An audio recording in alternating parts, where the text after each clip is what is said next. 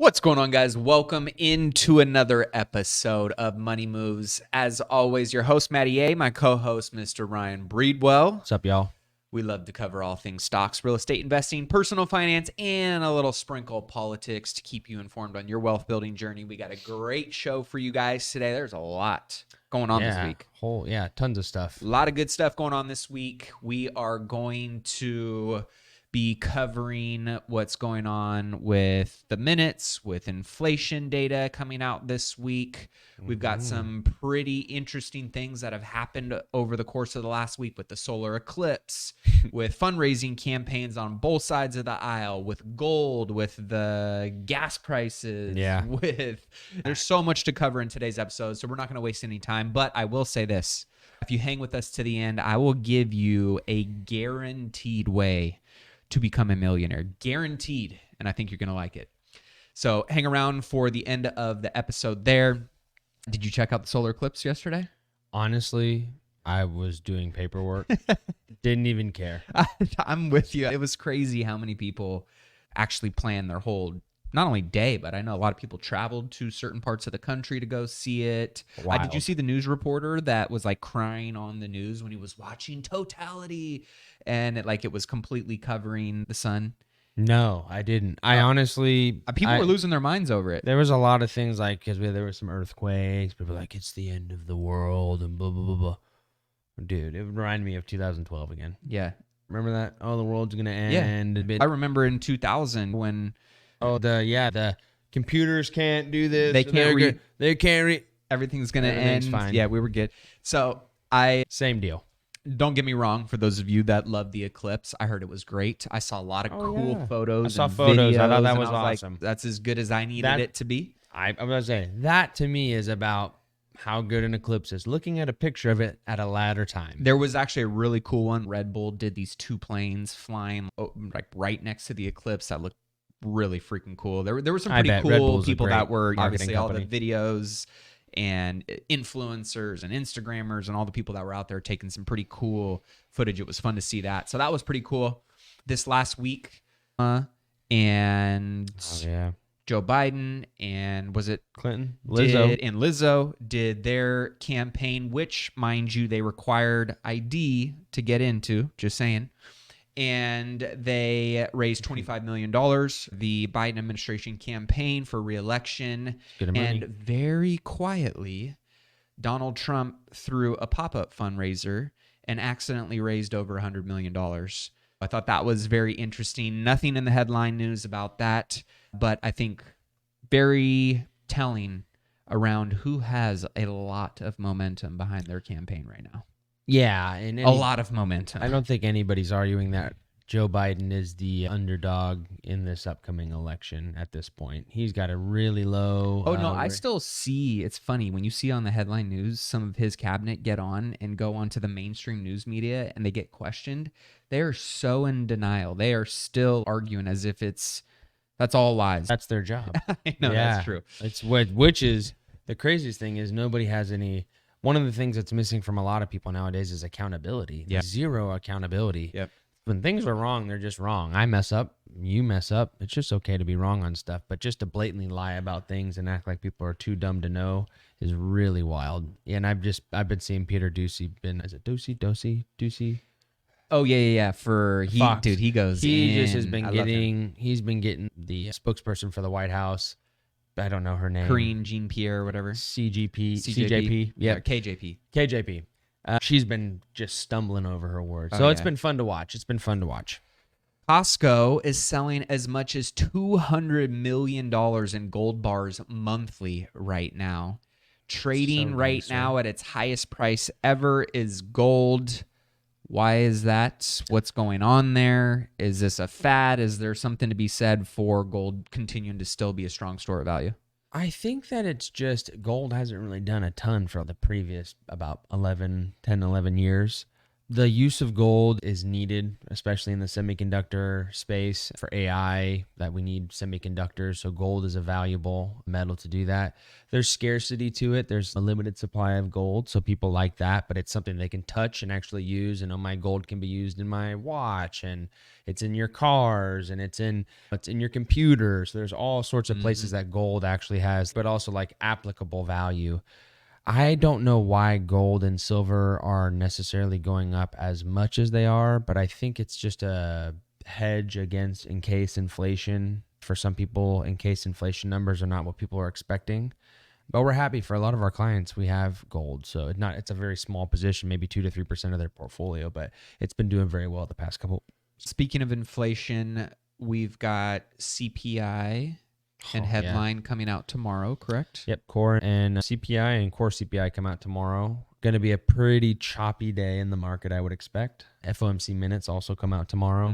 My expectation is we have a higher than 0.4 headline number, and we have a 0.3 or lower core number, and that would be very important and positive. And I think that would push the likelihood of a cut in June more forward, with still a long way to go to get that solidified. We're 3 weeks out from the official May meeting for the Fed, and right now it's looking like about a 98% chance of a pause. Yeah, and now with a 2-ish% chance of a cut. Now, with the recent jobs report that came out, 303,000 jobs added in March, a lot of those being part-time jobs. Part-time and government jobs. There's actually a net loss, I believe, of around 60,000 full-time jobs. Yeah, and then I think manufacturing was 0. Yep. So those numbers being high are not good, but then when you dig into the numbers, it's a big nothing burger. It's, okay, yeah, the government's hiring. Oh, so if you take that out, look at how many jobs are actually created, which would be low, which would be the kind of report we want to come in to indicate that inflation is likely still continuing to trend down, which we believe it is. Now, UBS said the Federal Reserve is expected to cut interest rates 3 times this year, still with an expectation in June, and 5 more times next year. We saw with some of the data that came out over the course of the last week, the June cut probability, which was mid or high 60s? It was about, I would say, so it was weird. We talked one day, it was like 53-47 to the cut side. Then we're talking over the weekend, it's 42 to 56 to the pause side. Fast forward to today, end of market today, then when we're recording this is Tuesday, it's now like 53% chance or 56% chance, actually it's flipped, with a 42% chance of a pause and a 1.5, I believe, percent chance of a 50 basis point cut. So it's very up and down with the data right now, and it's all dependent on these little things are so fickle, and everything that comes in is so important right now. Right now we want, like, bad data is good. Yeah. We want to show, we don't want the stock market to flip over. We don't want it to start pulling back. That's not necessarily what has to happen.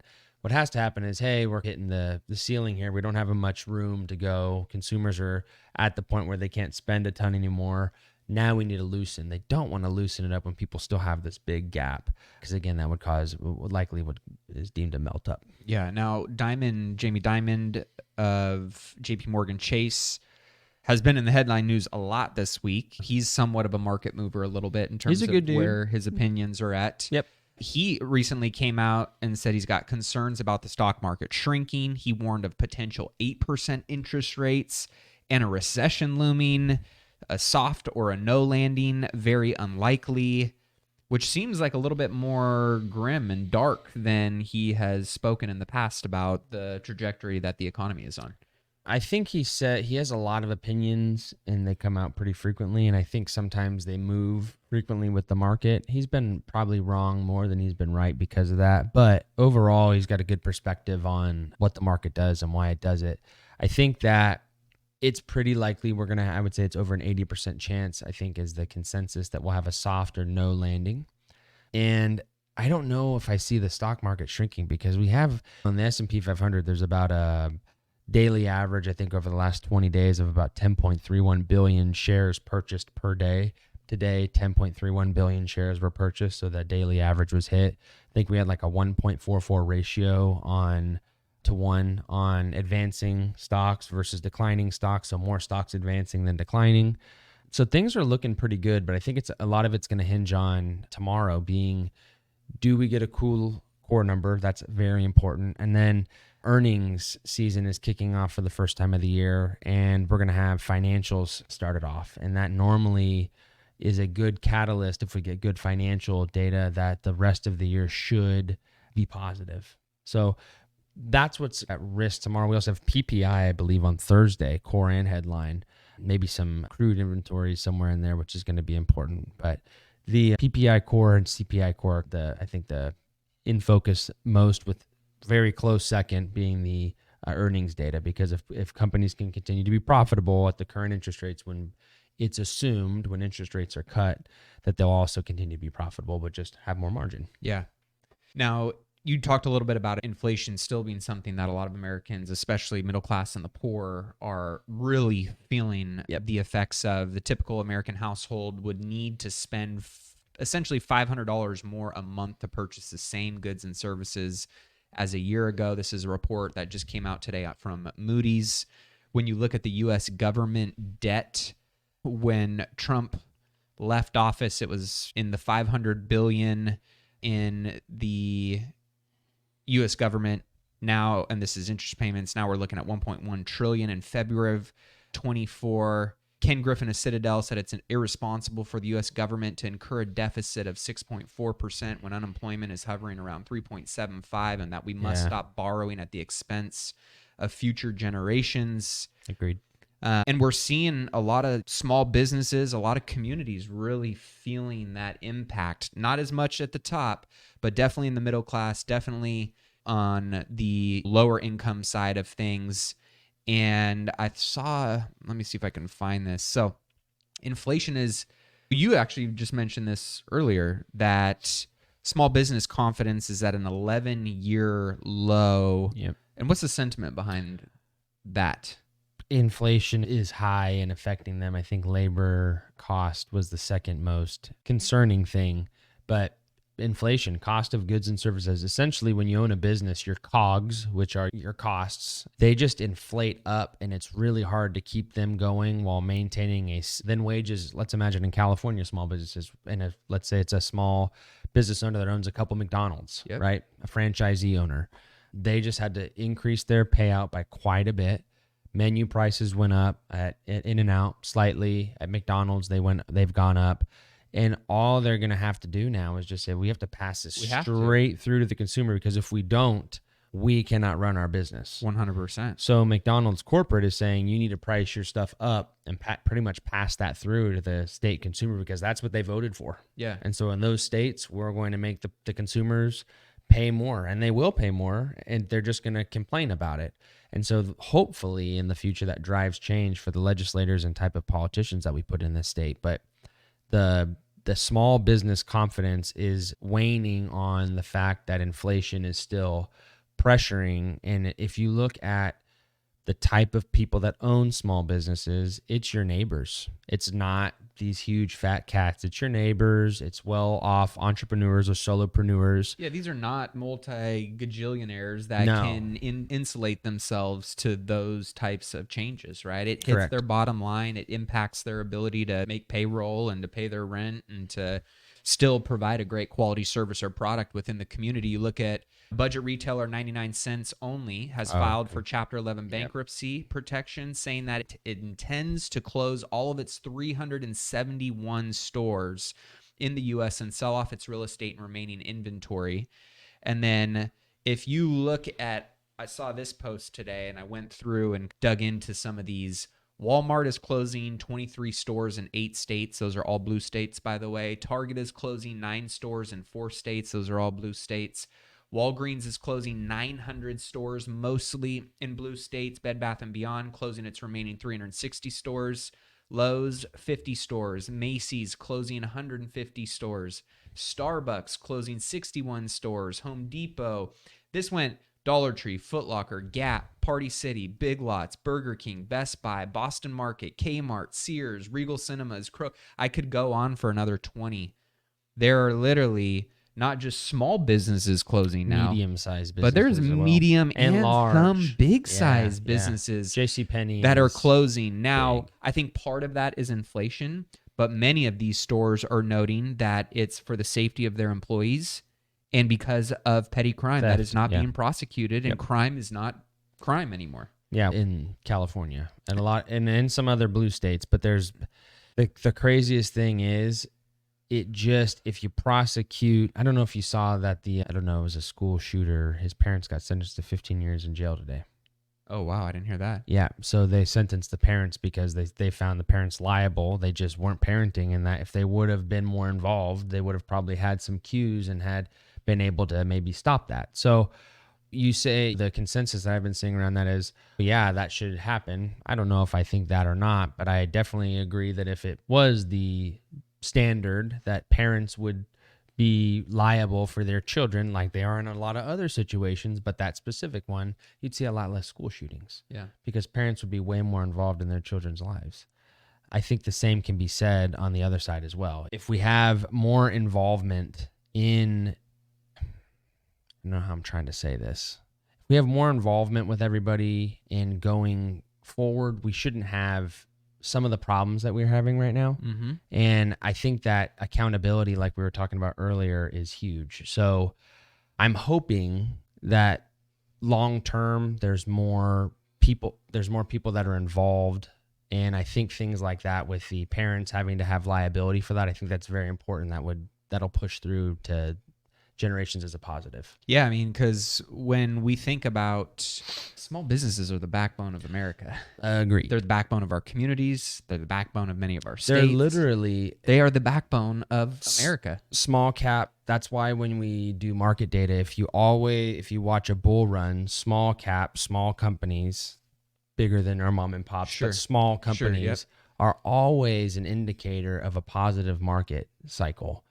Why? Because people spend at small businesses more frequently than they go to the big ones, minus like Starbucks or your McDonald's or the Amazons. Yeah. But a lot of the businesses around here, I love patronizing the small businesses. we love to go to Red's Pizza, and I guarantee you don't have a Red's Pizza in your neighborhood, or at least not ours. Yeah. I don't like to go to Extreme Jump Zone.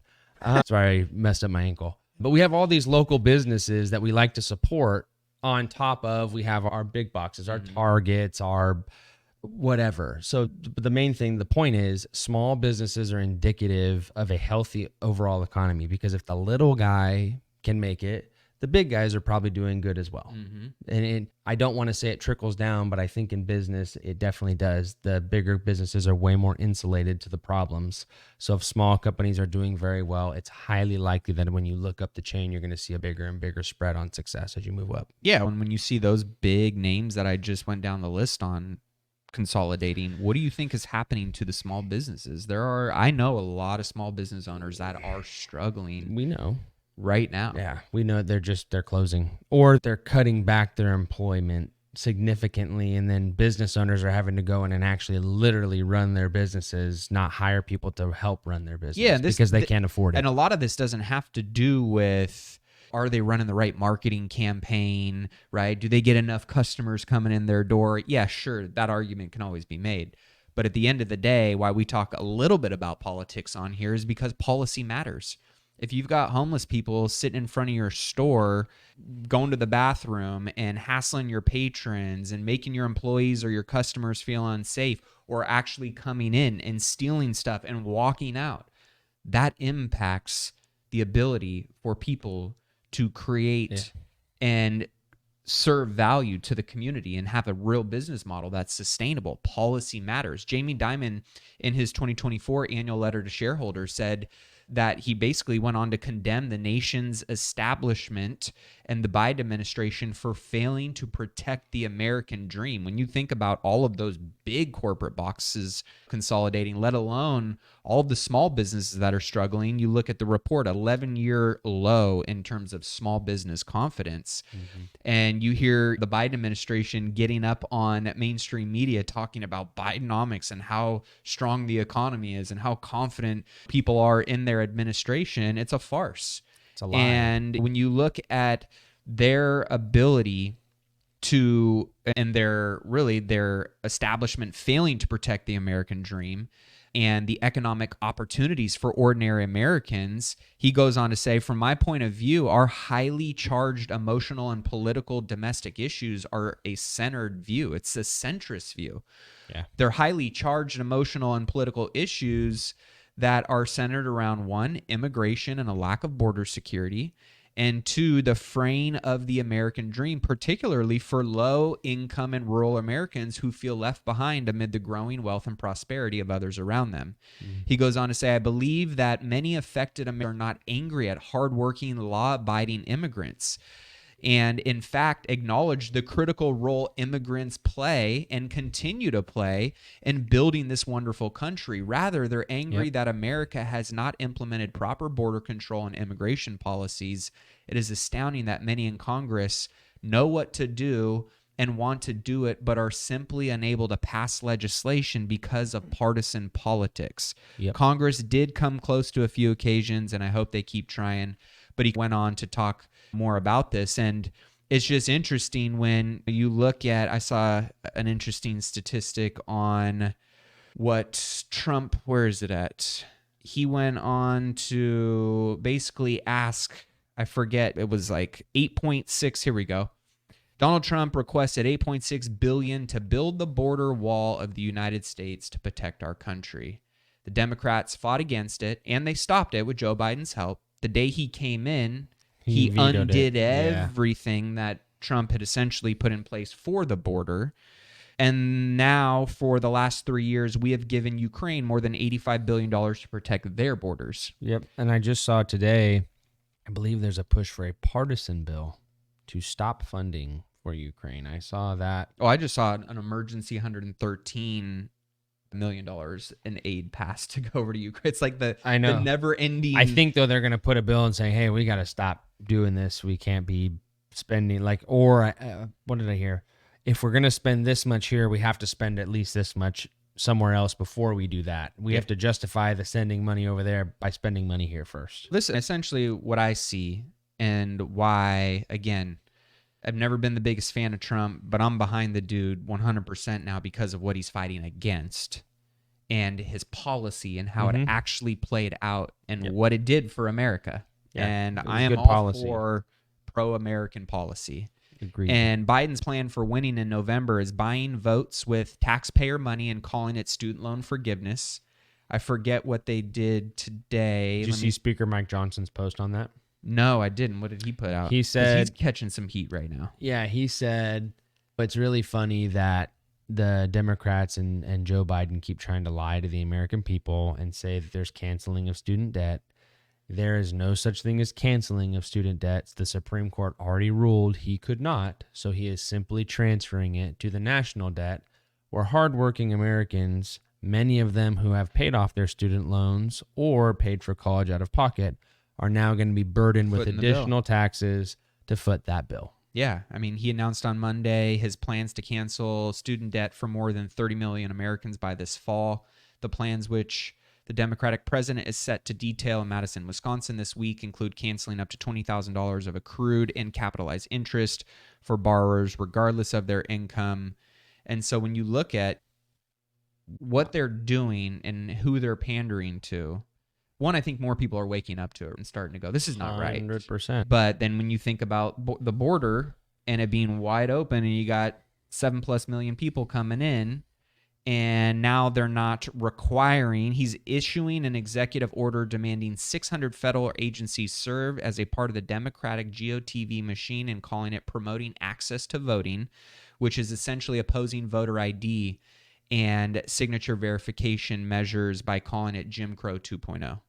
And so let me see if I can go down. All this. The other thing that he's going to lose is a ton of corporate support, because another thing that just was announced today, it was part of the Inflation Reduction Act, the IRA Act that was passed. And one of the things was a 1% corporate tax on stock buybacks of over $1 million. And there's been hundreds of millions of dollars and retroactive to January 2023. So you want to see corporate money put there. I highly doubt corporations are going to say, wow, We just got taxed an additional $200 million. It sounds little, but buybacks are a huge part. So that's the total of a lot of corporations probably. There's an extra $100 million getting taxed just because the Biden administration decided we need to pay a 1% tax on stock buybacks, which actually help drive wealth down because we're buying the stock. It makes the price go higher. People generate wealth from that. They're going to punish us for that. We're not going to put our money into that person. So I think another thing that is not yet to be seen is how much corporate money he had in his first run and he's not going to have in his second, because he keeps poking the bear in all the wrong areas and pandering to a base that is not the majority. Yeah, 100%. And going back to the voter ID issues, Elon Musk made this, it almost makes fraud impossible to detect when you don't ask for ID. And when you think about 42 out of 50 states in the United States do not require a photo ID to vote. And then the other states that do, the Biden Department of Justice is actually suing those states requiring IDs to vote to make it so they don't require it. Now, when you go down the list, and Elon Musk posts this on a tweet the other day, of the countries that require a photo ID to vote, you name any big, prominent, world power, Developed country in the entire world, they require an ID to vote. I think China even requires a freaking ID to vote. UK, Italy, Chile, Spain, China, Malta, Brazil, Israel, Latvia, Russia, France, Mexico, Austria, Ireland, Poland, Greece, Croatia, Finland, Estonia, Belgium. It goes all the way down. And every single big country you would think does. Well, it's just very odd, right? That they're so, not only are they, do they have an opinion on it, but now they're suing. You can't even buy a fucking plane ticket without an ID. So it's just like, it's really, argument is crazy to me. Well, we all know they're just never going to say, the more people that they get into to vote without an ID, they're going to try to get those people. They're going to try to trick those people into voting for them. And that's their game plan, is to cheat their way into a next. I don't think it's going to work. I sure as hell hope not. I just don't think it's going to work. Because knowing what we know now of how much support, and I'm talking like people that were never Trumpers. The Rock. Would never, ever even consider. Yeah, there you go. The Rock and Dwayne Johnson. He was like, I'm not supporting Biden this year. Yeah, he didn't say he was supporting Trump. He did not. But in general, I think it's implied that it's, if there's two candidates on the ticket and one is Joe Biden, he's going to vote for the other candidate. And you can go down the list, right? What was his name? Michael Rappaport. He was like, I'll punch Trump in the face. Like, that guy's a scumbag, this and that. He was like, I was wrong. And he said, I am going to vote for Trump because I hate what I'm seeing on the other side. And I think there's so many people that feel that way. Not because we're making this about politics. We're making this about the policy that the politicians are enacting that impact our lives, that impact our wealth, that impact our businesses, our families, the safety of our communities.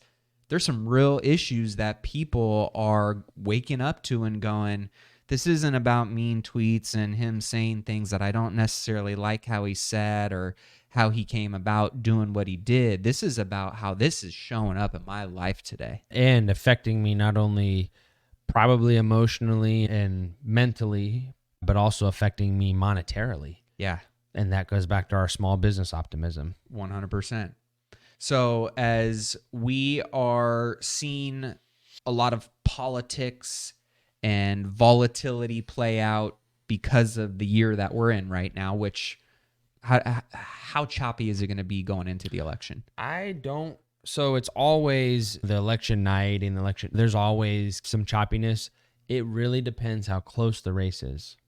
So if there's a big spread on the race and it's Donald Trump that's going to win, you will see a wonderful market.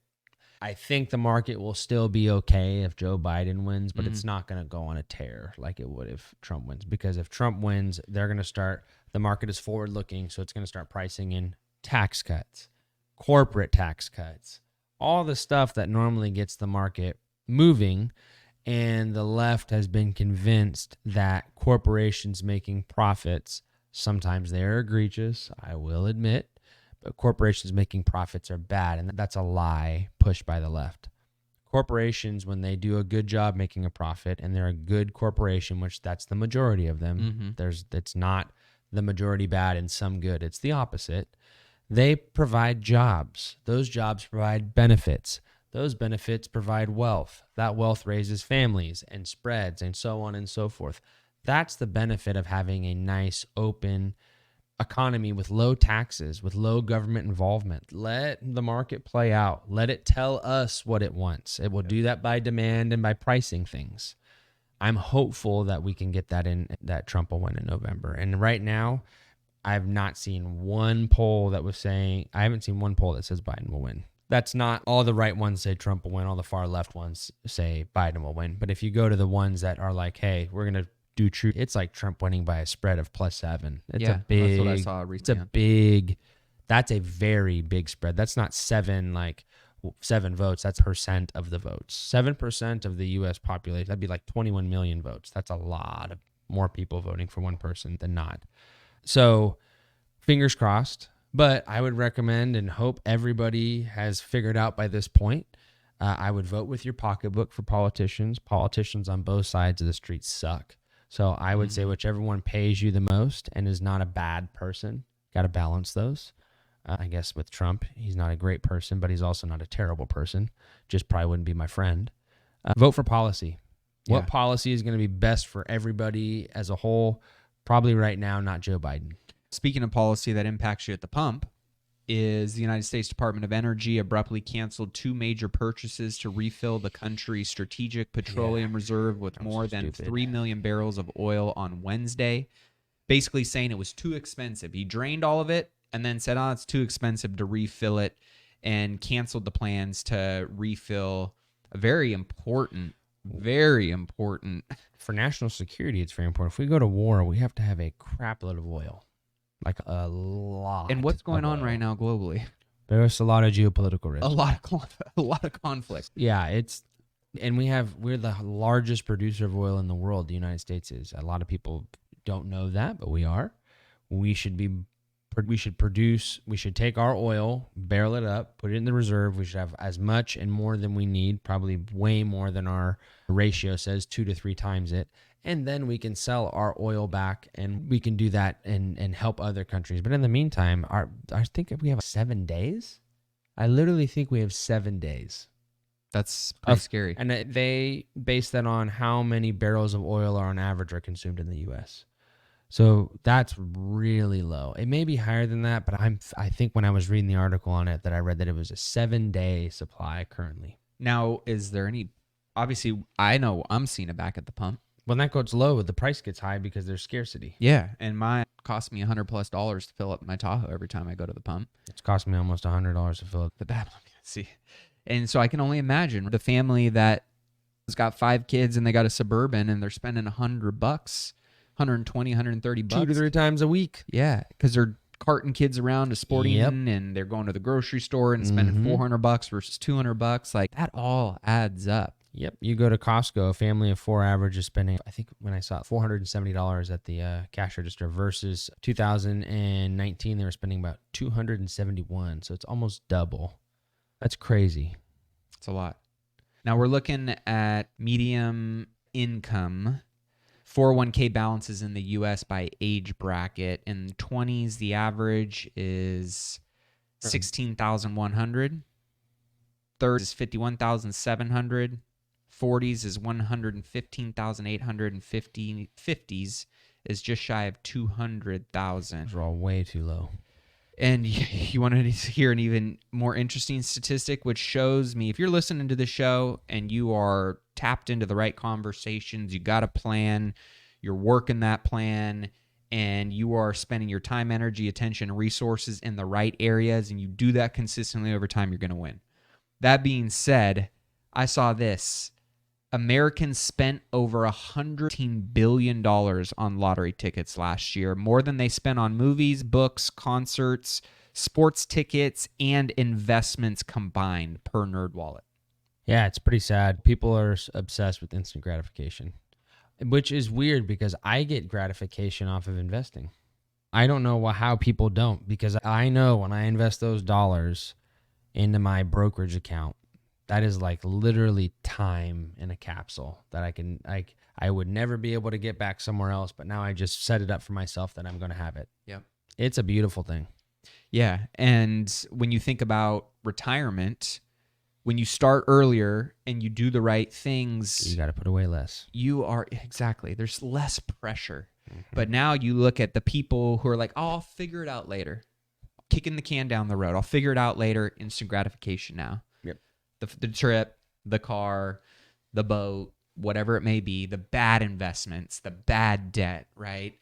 The typical person now believes that they need $1.5 million to retire comfortably per Bloomberg, which is 17 times more than the $88,400 savers have set aside on average. Yeah, and they need more than that. You probably need double that.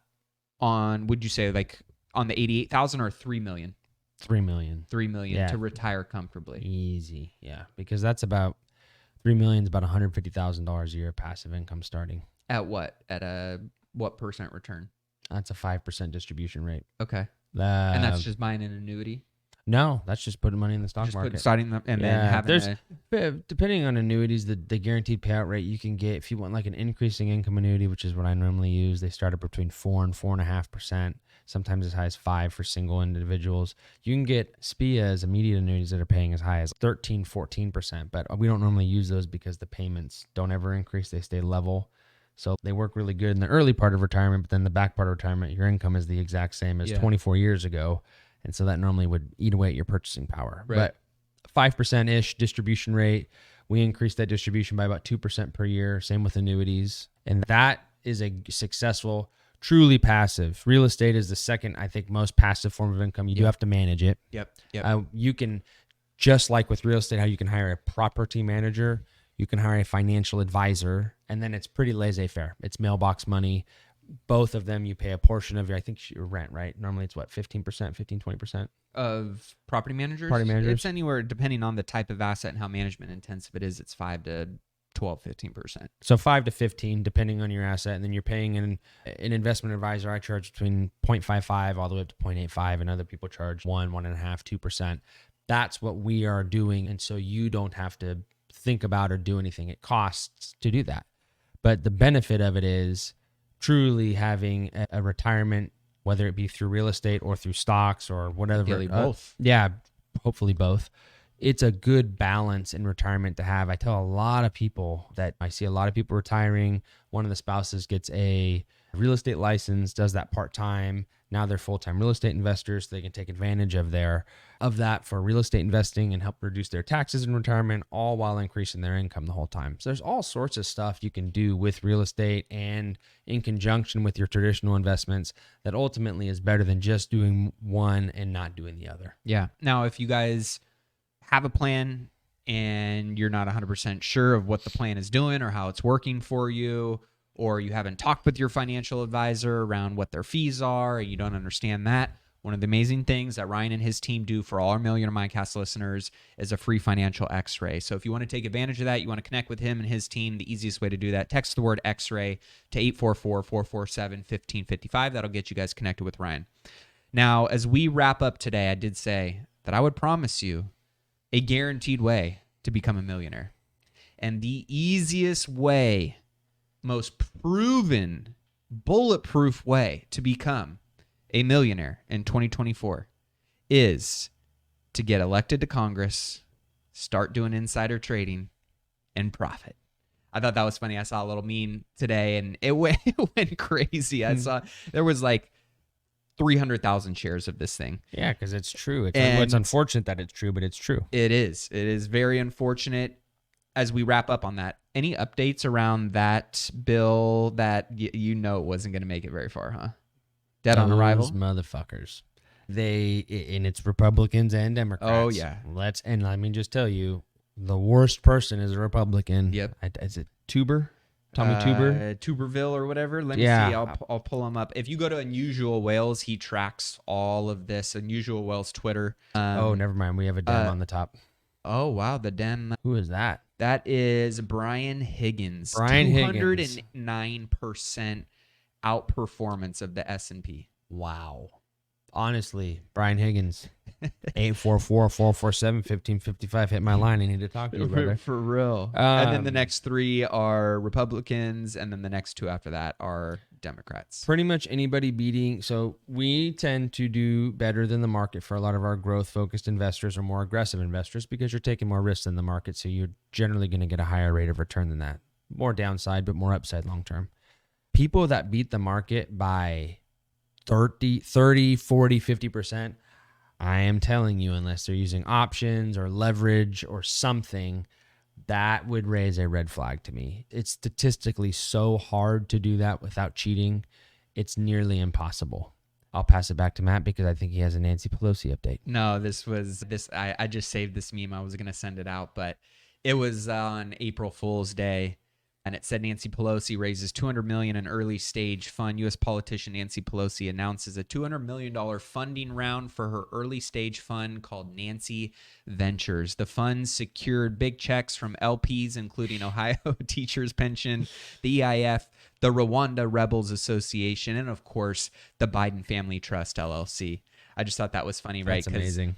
She has been so scrutinized for blatantly doing it right in front of our eyes, making trades literally days or hours before certain policy or news headline breaks around certain things that obviously either shoot a stock way up or way down. And would you believe that her position is perfectly placed in order to get all of the benefits and rewards of that?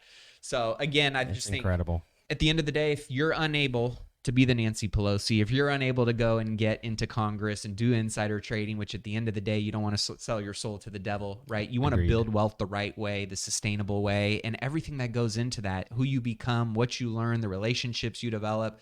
That's the real reward, right? Yes, the outcomes of becoming financially free and growing your net worth and having all these assets is great. But who you become in that process, nobody can just hand that over to you. You have to go and earn that. You have to go and get that. And ultimately, if you unlock that, you can pass that on to your family and the future generations that you want to serve and support and to make a difference for. And that's what I think the real reward is. At least that's my prescription of how I'm going about building my wealth, doing it the right way. Yeah, you're going to lose. Don't get me wrong. Losing is a part of the process. Mm-hmm. And it's the people who continue to take those learning lessons and just put them back to work and play the long game that are ones that end up winning long term. So we appreciate you guys for tuning in each and every week. This wraps up another episode of Money Moves. Don't forget to check out millionaireMindcast.com for all the great stuff, tools, resources we have for you guys in the store to help you on your wealth building journey. Of course, if you enjoy anything that we talk about, all we ask, the price of admission. Just leave a review. Share this with somebody. Tell us what you like. Share it with a friend, a family member, somebody that you know would benefit from being a part of these conversations, because really, you grow into the conversations and the relationships and the environments that you surround yourself with. So if you want to get better at money, you want to get better at wealth building, just stay tuned on Money Moves. With that being said, keep investing in yourself and your wealth on your march to $1 million and beyond. We appreciate you guys. We'll see you next week's episode. Cheers, y'all.